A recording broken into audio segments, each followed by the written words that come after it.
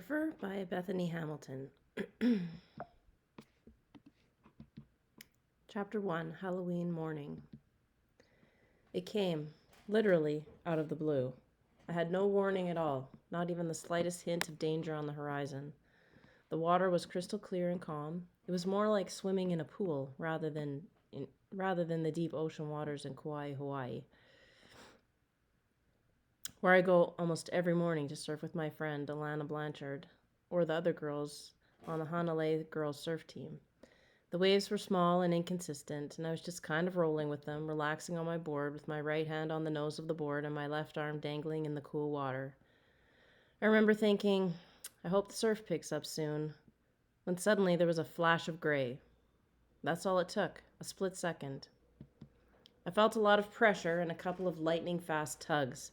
I couldn't make out any of the details, but I knew that the huge jaws of a 15-foot tiger shark covered the top of my board and my left arm. Then I watched in shock as the water around me turned bright red. Somehow I stayed calm and started to paddle toward the beach. My left arm was gone, almost to the armpit, along with a huge crescent-shaped chunk of my red, white, and blue surfboard. A morning like any other. It was still dark, about 5 a.m., when my mom, Sherry, cracked open my bedroom door, peeked inside, and called, "Want to go surfing?" Before I had a chance to even open my eyes, our Shar-Pei Ginger jumped on my bed with her own wet good morning kisses. It was my usual surfing wake-up call. I was hoping for a perfect morning, a perfect surfing morning. It had poured the last 3 days, but I couldn't hear the sound of the rain plopping on the big elephant ear plants outside my window. Yes! Perhaps the storm had passed, and the warm tropical sunshine would be back today. I lay there in bed a few minutes more, listening to my mom start her morning ritual. First, she flicks on the living room television and switches to the local island weather channel for the report, while she brews a strong cup of coffee. She listens very carefully, not just to the forecast, but also to the buoy reports that tell of swell activity. Then she translates all that info into a plan for me. She plots out where the best surf will likely be hitting the island. I reached over to the nightstand and turned on the lamp switch. My lamp is pretty cool. It has a clear base that I filled with shells. In fact, my whole room is full of shells. I have a blue shell bedspread, shell necklaces, and boxes overflowing with my shell collection. I was once asked what I would grab if my room was on fire. No contest. I have lots of cool knickknacks and dozens of trophies from winning amateur surf contests, but I'm sure the first thing I would grab would be my beautiful sunrise shells. Their name explains their color. Sunrise shells are rare and hard to find in one piece, but they are the most stunning shell that any beachcomber can find on Kauai. I know lots of girls agonize over what outfit to wear to school or on a date. Me? I always obsess over what bathing suit to put on for a surf. I have at least a dozen different choices hanging from the knobs on my dresser. Ah, the perks of being a surfer who is sponsored by a major clothing company, in my case, Rip Curl. My eye caught something black in my closet, black trousers that I bought at a thrift store just a few days before as part of a Halloween costume. My best friend Alana got a pair too, and we bought funky black shoes to match. We would be the Mexican Mafia, a costume idea we just made up because it sounded silly, and we go dressed alike to the Halloween party at church and then off around the neighborhood. Then it hit me. Today is Halloween. Halloween in Hawaii is a little complicated. Unlike on the mainland where people carve pumpkins a week before the holiday, it's so warm and humid, you only had a day or two to display carved pumpkins before they grow a moldy beard or cave in on themselves in a slimy mess of goo. While I got ready, the rest of my family was waking up too. I could hear my dad, Tom, banging around in his bedroom upstairs. A lot of times my father would go surfing with me. He and my moms were the ones who taught me to surf. But today he was going into the hospital for an operation on his knee. The surgery wasn't supposed to be very complicated. He wouldn't even stay in the hospital for the night. Still, someone, my mom or one of my two older brothers, Noah or Timmy, would have to take him there and drive him home. I put on a red, white, and blue bathing suit to match my red, white, and blue surfboard and came from my downstairs room into the living room. My mom was already waiting with her keys, purse, sunglasses, video camera, and a bowl of Raisin Bran for me to eat on the road. I think she gets excited as I do about surfing. That's because from the time she was my age, she's been a surf nut too.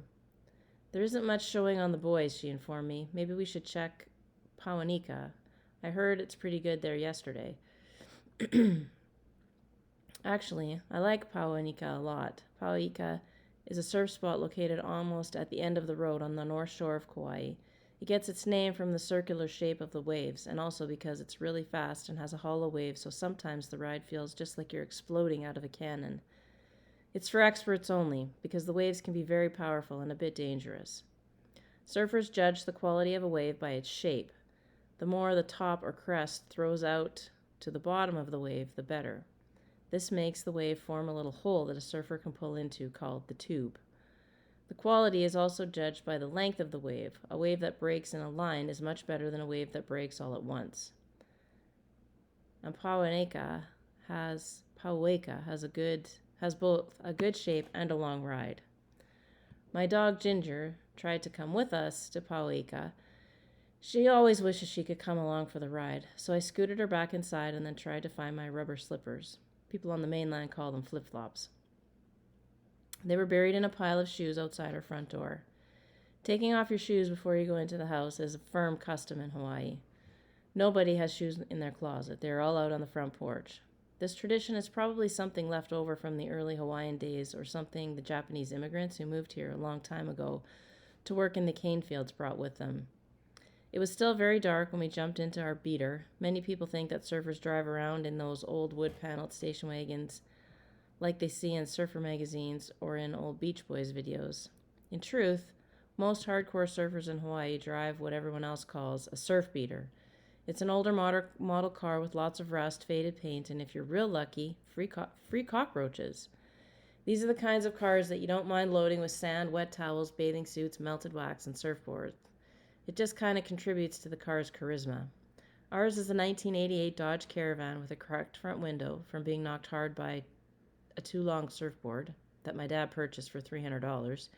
He tried to protect it against rust, not too successfully, with a thick blue Earl Schlebe paint job. What a beast, my mom declared after seeing Dad's handiwork. We then decided to nickname it Blue Crush after an all-girl surf movie. That and the fact that we always crush everything into it. Family, friends, and gear. Our car may be junky, but at least the stereo works well. My brothers and I are all into music. I like Switchfoot, 12 Stones, and modern worship music. My mom likes it too. On this morning, we decided to put in a CD by the David Crowder Band. I turned it up when the song "Oh Praise Him" started playing. Just don't blast it, Mom reminded me. We don't want to wake up the whole neighborhood. We splashed through a lot of puddles left over from the rain as we drove slowly along our North Shore town called Princeville. It was quiet and pitch black as we headed toward the windy road that leads from the bluffs to the surf spots in and around Hanalei Bay. We clattered across the old one-car steel bridge that marks the official start of the North Shore. The bridge is too narrow and low for big trucks, so this part of the island has only cars on the road. Sometimes heavy rains close this bridge, stranding everyone who lives past it. Personally, I think kids who live there don't mind at all. They get to miss school. In the darkness, we passed lots and lots of surf spots. The bay, the bowel, pavilions, pine trees, middles, chicken wings, waikoko. We were headed for the very end of the road, called Pauaika. Even though it was dark, with the windows down, we could smell the beauty of Hawaii. Perfumed plumeria and pikake flowers, the wet earth, grass, and salty air. I took a deep breath and closed my eyes so I could picture it in my mind's eye. Hawaii has this ability to reach out and stir all your senses. It's truly a magical place, and I wouldn't live anywhere else on the planet. I looked over at my mom, who was smiling as well. She felt the same way I did about our home. We drove past the old Waioli Church and Mission House, where some of the first missionaries to Hawaii lived, worked, and died. Finally, we crossed over a very narrow wood bridge that marked the end of our journey. The calm before the attack. The sun wasn't even up yet. I got out of the car to take a look, but it was too dark to see the water. I couldn't hear much either. If the surf is really big, you can actually hear it crashing on the reef from a long way away. Doesn't seem like much is happening, I told my mom. Pretty soon, the sky east of us began to lighten, and I could see that the surf wasn't anything like it had been the day before. The small waves dumped right into a sharp coral reef instead of barreling past it. I was itching to get on my board, but the water was just not going to cooperate. If you surf a lot, you get used to this kind of thing. This island has some of the best waves in the world, but my friends and I still get skunked sometimes. There's nothing you can do about it. Just go home and do something else. I guess we should head back, Mom sighed. She was equally disappointed. Maybe the surf will come up tomorrow. I knew that if I didn't surf, I would be home doing social studies, English, or math, even though I'm working to be a pro surfer and get to be homeschooled in order to help with those goals. My parents pile on the homework. As we were driving away, I gave it one last shot. Let's just check out Tunnels Beach, I suggested. Tunnels is a short walk from Pauiaka. It's called Tunnels because of all the sand-filled alleys that run through the shallow part of the reef. For tourists, it's a popular place to snorkel. Surfers like it because way out on the edge of the reef is a lightning-fast wave that is good both winter and summer. Sure, we can go take a look, Mom replied. She did a wild U-turn under the trees and pulled into the last space in the parking lot. While she waited, I walked down the little sand path and watched the waves for a while. Still nothing much. And I didn't really want to paddle out by myself, so I figured that I was doomed to schoolwork and trudged back to the Blue Crush. Suddenly, a black pickup truck turned into the parking lot. It was Alana Blanchard, my best friend, her 16-year-old brother Byron, and her dad, Holt. They, like me, were on a mission to find something to surf in. Okay, I thought, maybe this wouldn't be a total washout after all. Even though the wave conditions were crummy, everything else was working. It was sunny, the water was warm, and my friends were here to hang with. Can I stay, Mom, I ask? We think we'll paddle out for some small waves. Why not make the best of it? Just make sure Holt brings you home, she called, and with that, I raced down the jungle trail with my friends to Tunnels Beach. I dug my toes into the warm sand and watched the rising sun illuminate the blue sea. Amazingly, the rain hadn't clouded the waters here. Even with all mud-filled rivers pouring into other surf spots, it was as clear as glass. I glanced over to see Holt putting wax on his board to keep his feet from slipping. I put the surfboard leash on my left foot and my Tim Carroll surfboard under my arm. I was happy that I was going surfing. I was happy to be with my friends. I felt the warm water slosh against my ankles, and just before I jumped in, I looked at my watch. It was 6:40 on a beautiful Halloween morning.